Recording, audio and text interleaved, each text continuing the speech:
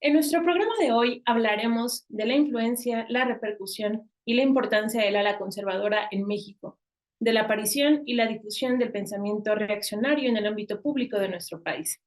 Bienvenidos y bienvenidas a Lo Marginal en el Centro. Para hablar de este tema nos acompaña José Antonio Hernández Macías, quien es doctor en estudios latinoamericanos y maestro en Historia de América por la UNAM, investigador del Centro de Investigaciones sobre América Latina y el Caribe, especialista en relaciones internacionales y procesos de integración en América Latina y el Caribe, y profesor honorífico de Relaciones Internacionales en la UNAM Aragón. Bienvenido. Hola, ¿qué tal? Muy buenas tardes. Un gran gusto estar contigo y con todo tu auditorio. También se encuentra con nosotros Nayar López Castellanos, quien es doctor en Ciencia Política y maestro en Estudios Latinoamericanos por la UNAM, investigador del Centro de Estudios Latinoamericanos de la UNAM, miembro de la Red de Intelectuales y Artistas en Defensa de la Humanidad, autor del libro Perspectivas del Socialismo Latinoamericano en el siglo XXI y especialista en movimientos de izquierda, neoliberales y democracia. Gracias, Nayar, por aceptar participar en Lo Marginal en el Centro.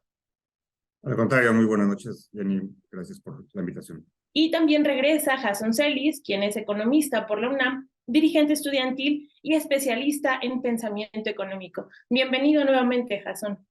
Muchas gracias, Jenny. Buenas tardes al auditorio. Para poner en contexto, hace algunas semanas se celebró en la Ciudad de México, con toda la desfachatez y la soberbia, un encuentro de alrededor de 1,000 personas en la Conferencia Política de Acción Conservadora, la CEPAC. Al evento acudieron como oradores y referentes políticos, miembros destacados del pensamiento reaccionario, como lo calificó Emile Soriano. La estrella principal fue Javier Milei, el líder del espacio político Argentina Avanza. Estuvo acompañado de varios representantes de partidos políticos nacionales como el PAN y extranjeros como Vox de España, la tercera fuerza política de este país, liderada por Santiago Abascal. Y quisiera comentar contigo, José Antonio, algo que parece que se debería poner en nuevos términos. ¿Un fantasma recorre América Latina? ¿Sería el fantasma de la ultraderecha? ¿Cuál es la historia de la CEPAC? ¿Qué representa? Bueno, yo creo que esta conferencia política de acción conservadora que se lleva cada año en diferentes países, pues es un síntoma de esta decadencia, de este declive que ha tenido los Estados Unidos en los últimos años, ¿no? Pareciera que si no fuera tan peligrosa y sobre todo tan violenta en sus postulados, pues pensaríamos que están en un mundo diferente, ¿no? Están en un discurso completamente opuesto al que está la gran mayoría de las personas en el continente, ¿no? Vemos una región en América Latina que está apostando por el progresismo, que está regresando a gobiernos de corte más de izquierda, centro-izquierda, tomando una agenda social un poco más amplia o banderas como el feminismo, como un intento de reconciliar a la sociedad después de estos gobiernos conservadores que vinieron a polarizar dentro de los países, ¿no? Entonces yo veo esta conferencia como este síntoma del declive de Estados Unidos frente a posiciones que abrazan los procesos sociales más amplios, ¿no? Por otra parte, pues no hay que perder de vista que esta conferencia es una ala, ¿no? del Partido Republicano que pretende tener esta injerencia en diversos países y esta vez escogió México, ¿no? Nuestro país que yo creo que en la visión que está teniendo esta asociación, pues pretende empezar a crear un movimiento, como bien lo mencionas, de ultraderecha al interior de la política mexicana, ¿no? Me parece que es claro sus objetivos. Se da cuenta que hay un desgaste dentro de los partidos políticos y muy al estilo de lo que sucedió en Brasil, por ejemplo, o de lo que está sucediendo en España con Vox, pues pretende colocar al interior de la agenda política incluso se podría pensar un partido político ultra conservador, ¿no? Que trate de arrastrar hasta ese polo la inconformidad de muchos sectores a nivel interno. Te planteo la misma pregunta a ti, Nayar.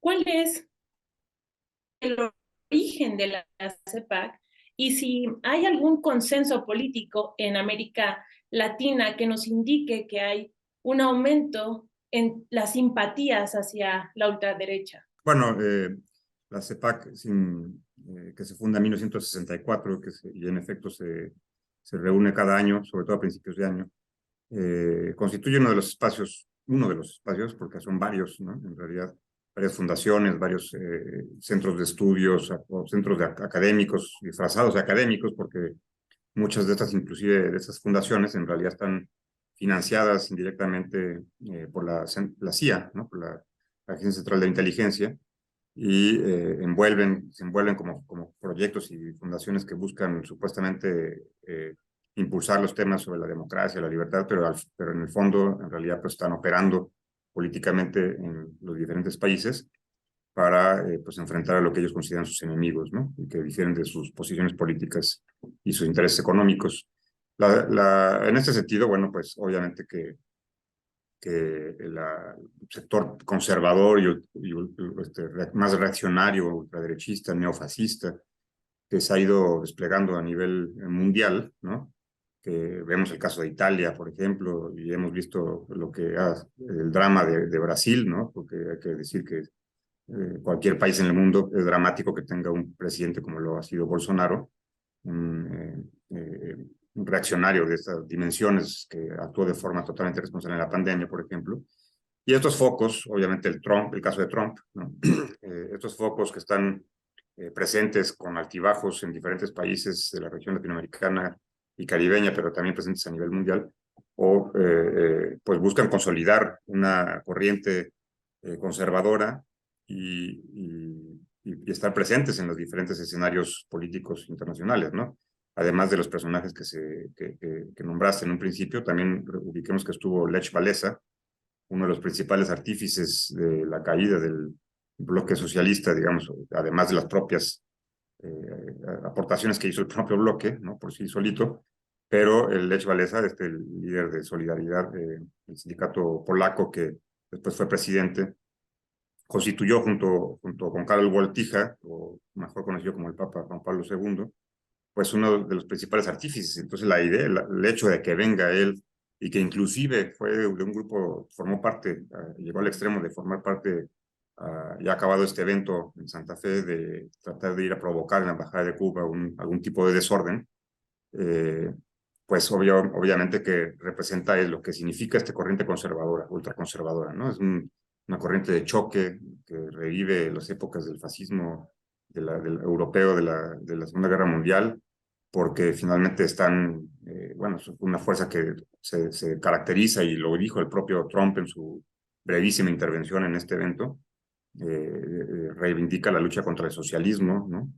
Pero más que contra el socialismo, contra cualquier forma de pensar que se desvíe, digamos, de este sector ultraconservador, ¿no? Y que se ha ido consolidando, hay que decirlo. O sea, la experiencia de lo que pasó en Bolivia, por ejemplo, estas imágenes que vimos de cuando se da el golpe de Estado operado por la OEA y su innombrable secretario general, pues vimos la imagen de la presidenta de facto, ¿no? Esta legisladora que al estilo de Guaidó se creyó presidenta, reivindicando con la Biblia en la mano, una Biblia además particularmente enorme, que ella mostró así como: vamos a poner el orden nuevamente en Bolivia, y la iglesia es un pilar. Entonces hay que ir viendo esos sectores conservadores con otros poderes fácticos, como la propia iglesia, independientemente de la religión, pero la propia iglesia, por ejemplo, los evangélicos, ¿no? Que estuvieron aliados con el propio Bolsonaro, que fueron partícipes de esa cantidad de votos que Bolsonaro obtuvo en las elecciones pasadas. pues también son sectores que están siendo partícipes de esta consolidación de una visión de las cosas, de la sociedad, de la cosa pública, digamos, en la que prevalecen elementos ultraconservadores que tienen que ver con una visión distorsionada, digamos, de la patria, de la familia, ¿no? Y de un tipo de libertad que se restringe de manera notoria a algún individualismo dentro de unos marcos establecidos, donde eso pues, no es precisamente lo que podríamos entender como libertad, ¿no? Sí, y en ese mismo sentido, me llama la atención, Jasón, y quisiera preguntarte a ti si hay alguna influencia de estas ideas que se han mencionado, este anticomunismo, esta defensa de la familia, de lo que han llamado la familia tradicional, por ejemplo, o de el énfasis que se pone en el individualismo que ya mencionaban ayer, si todas estas ideas han tenido una influencia en los partidos políticos mexicanos. Bueno, yo creo que es evidente para cualquiera que tenga una breve noción de lo que ha sido la vida política en nuestro país contemporánea, digamos, sobre todo la que se fue forjando después de la Revolución Mexicana, que la ideología predominante durante prácticamente todo el siglo XX y que fue la que permeó en la mayoría del pueblo mexicano, de lo que pudiéramos considerar el pueblo mexicano así en general, en abstracto, y el dominio que tuvo esta corriente de pensamiento, la corriente del pensamiento que surgió de la revolución, que cobró por sus fueros, digamos, lo que había ganado por las armas, ¿no? Aquí en nuestro país, hizo que, a mi parecer, el pueblo mexicano no tuviera la necesidad, la inmensa mayoría, por supuesto, de buscar corrientes de pensamiento como en otros países latinoamericanos o como en otros países en general del mundo, a pesar de que existía obviamente el bloque socialista, que buscar fuera de lo que ocurría aquí en México. Obviamente, sabemos que la derecha siempre ha estado presente, a través de la iglesia siempre ha ejercido un papel dominante en mucha cantidad del pueblo mexicano, pero que el PRI, como el gran acaparador que fue, pues puso a todas las corrientes, prácticamente todas las corrientes de poder, bajo su ala, y probablemente eso hace, desde mi perspectiva, que el pueblo mexicano no tenga, como en otros países latinoamericanos, una corriente de pensamiento de derecha tan profunda como existe en otros países. Sin embargo, pues ahora, ya en el siglo XXI,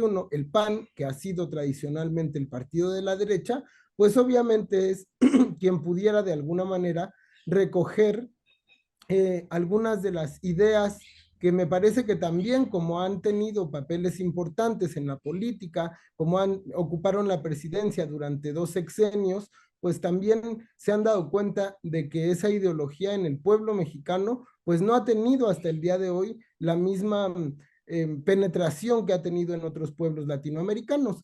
Y también pues tuvimos el encuentro social, que después se llamó de otra forma, que 2 veces consecutivas pues perdió el registro en las urnas, pero los mismos conservadores reunidos el 18 y 19 de noviembre, incluido Eduardo Verástegui, pues dicen que el PAN les queda chiquito, ¿no? Que el PAN les resulta demasiado revolucionario, demasiado progresista para lo que ellos quieren instaurar en este país, ¿no? Ellos, incluso él personalmente lo dijo, no hay partido en México que represente lo que ellos quisieran que fuera su ideología en este país, ¿no? Es incluso una de las propuestas que me parece se manejaron en esa cumbre, la de formar precisamente el partido de lo que dice Verástegui, no sé de dónde lo afirme, pero así lo dice, de la mayoría del pueblo mexicano, de lo que quiere la mayoría del pueblo mexicano. Entonces, pues creo que hubo algunos exlegisladores o exfuncionarios públicos que en algún momento pertenecieron al PAN, creo que no de los principales, y afortunadamente para nuestro país, si bien es cierto que esa ideología, esa forma de pensar y de concebir el mundo tiene, pues, o pudiera tener arraigo la voluntad de conservar el estado de cosas solo para aquellos, pues, que en este estado de cosas viven felices, viven contentos, viven con sus necesidades satisfechas, pues pudiera encontrarlo en las élites, que son, a mi parecer, los únicos a los que les interesaría conservar el desastre en el que actualmente vive la inmensa mayoría del pueblo de México. Sí, estos elementos que aporta Jason, tanto por la parte del desarrollo histórico, podemos decirlo de alguna manera, de las ideas que han marcado tendencia o que se manifiestan con mayor generalidad en la sociedad mexicana, pues de algún modo contrastan con esta bandera que parece que se ha tomado como decisión en esta conferencia, en la CEPAC. Y por eso quisiera preguntarte, José Antonio, si hay alguna posibilidad de que este ideario se disemine dentro del espectro político mexicano. Sí, como bien mencionaba, yo creo que sí tenemos que poner atención porque si bien efectivamente no tiene una plataforma social o esas grandes masas que puedan apoyar este tipo de pensamiento, me parece que debido a que son apoyadas por élites al nivel interno, ¿no? Sobre todo élites económicas. En otros países hemos visto, por ejemplo, en Brasil, élites militares o incluso por esto que mencionaba el doctor Nayar, ¿no? Todo el respaldo que tiene Estados Unidos a través de sus diferentes agencias, pudieran convertirse en un actor político relevante, ¿no? Me parece que si vemos el ejemplo de lo que ha sucedido en otros países, estoy pensando en Colombia, ¿no? Con Uribe, que hasta antes de llegar a ser presidente, si bien sí fue senador, era un personaje un tanto desconocido, o el mismo Bolsonaro, ¿no? Que empezó prácticamente de la nada debido al apoyo importante que tienen estas élites, que dan estas élites a estos personajes, pues pueden lograr crecer prácticamente de la nada. Claro, también esto acompañado, por ejemplo, como por los medios de comunicación, ¿no? Estamos viendo que nos encontramos frente a dinámicas diferentes ahora, como ha sucedido también en América Latina a través de los golpes blandos, ¿no? A través de mecanismos de judicialización de la política, ¿no? O justamente esto que comento sobre cómo un medio de comunicación puede incidir en la política. Entonces, yo creo que sí habría que tener cuidado ante estos discursos.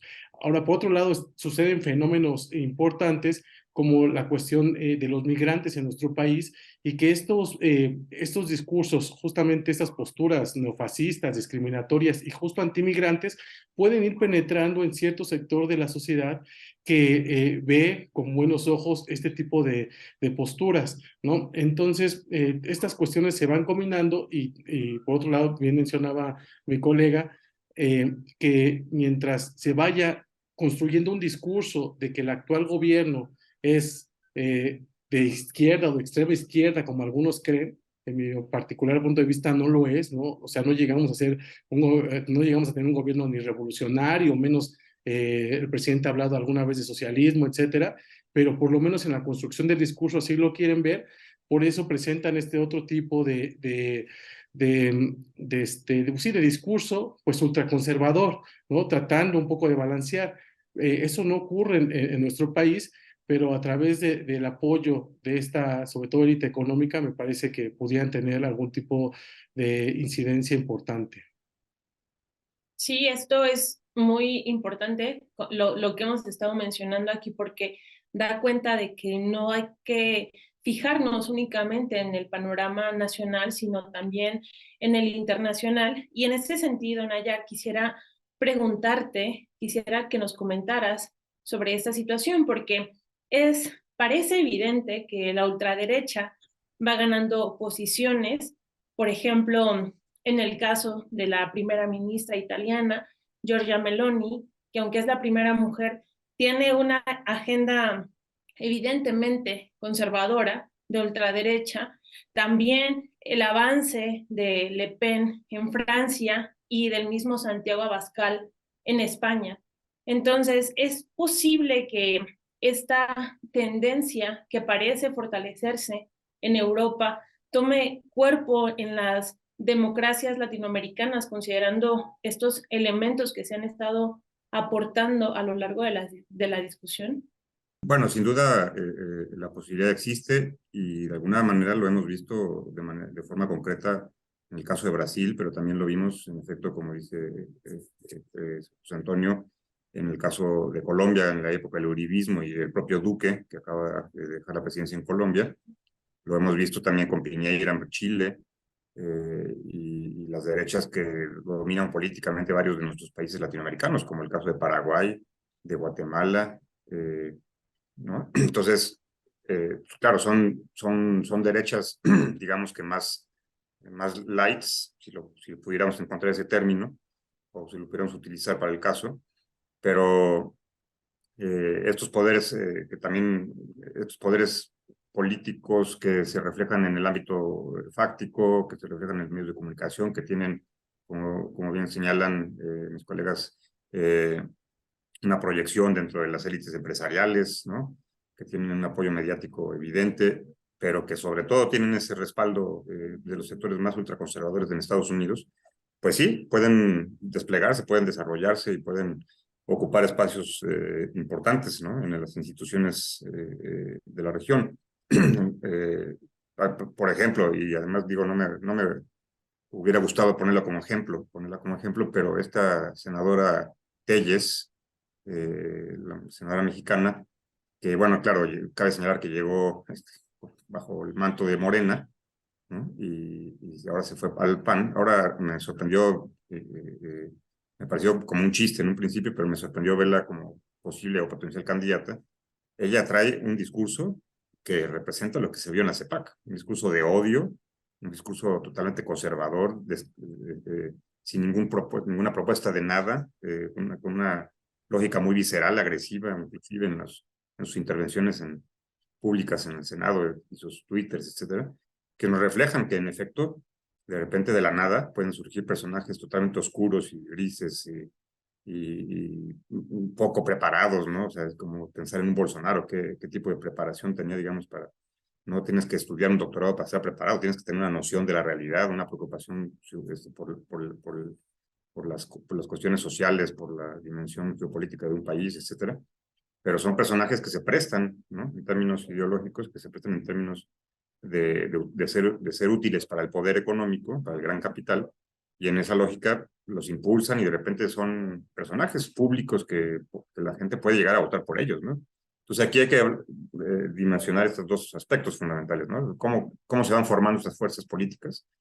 En México, claro que hay conservadores, o sea, está la derecha, que también es el PRI, ¿no? Y también hoy en día lo es el PRD, que dejó de ser hace mucho tiempo de izquierda.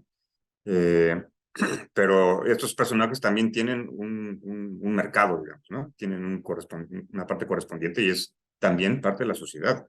¿Cómo nos podemos explicar que hayan votado tanta gente por Bolsonaro, ¿no?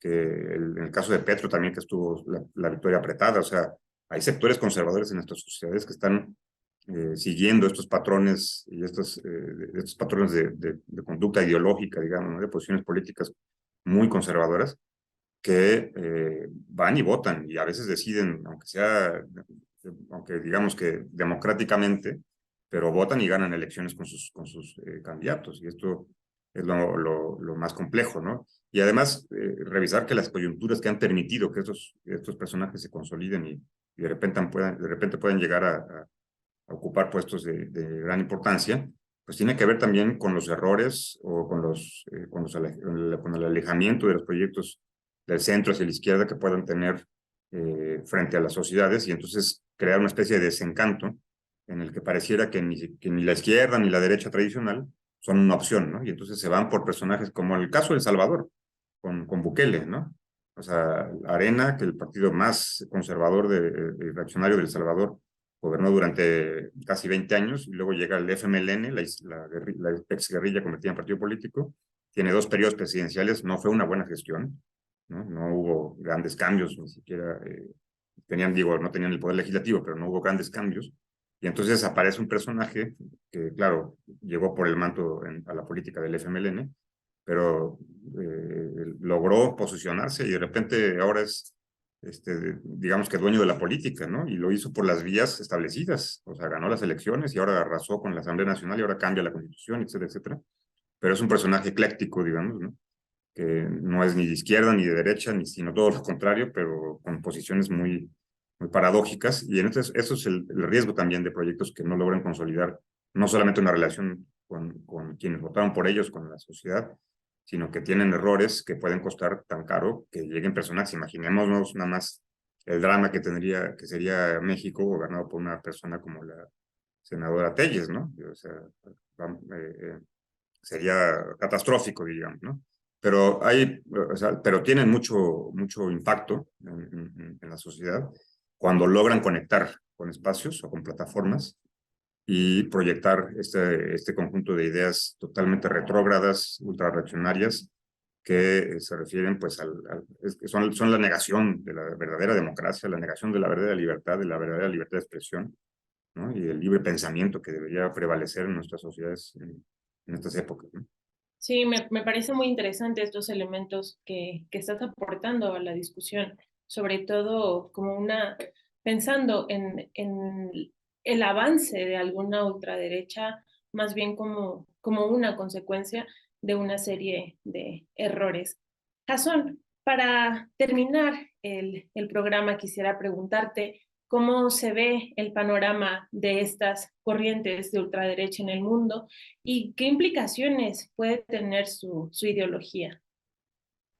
Bueno, creo que los otros panelistas y un poco yo también lo hemos intentado decir desde nuestro punto de vista, poniendo pues ya los ejemplos ellos de otros países que creo que a la vista de todos pues está muy claro, ¿no? Cómo ha repercutido no solo en América Latina, sino también en Estados Unidos, en algunos proyectos europeos que finalmente se han consolidado o han logrado también espacios, oportunidades para gobernar a los pueblos. Y obviamente yo creo que el pueblo de México pues no es que viva en otro planeta o sus condiciones sean absolutamente distintas, ¿no?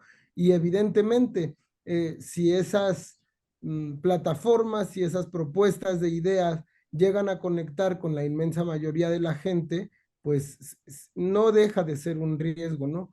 Y creo que a nosotros nos conviene preguntarnos, nos conviene, pues, por lo menos pensar en la posibilidad efectiva que tendría ese tipo de ideas de llegar a conectar con nuestro pueblo, con nuestra gente. Y yo creo que principalmente el camino es el que decía el doctor Nayar, los errores que pueda tener el gobierno en curso, los errores, las promesas incumplidas y el desencanto que pueda tener en la gente, porque también en nuestro país no es que se presenten solo proyectos en abstracto, ¿no? Yo creo que todos los mexicanos pues pensamos que en las opciones políticas que nosotros tenemos para que nos gobiernen o para que vayan a la cabeza de nuestra economía, de nuestra sociedad, pues desafortunadamente en el sistema de nuestro país solo pueden ser los partidos políticos. Y los partidos políticos que existen en este país actualmente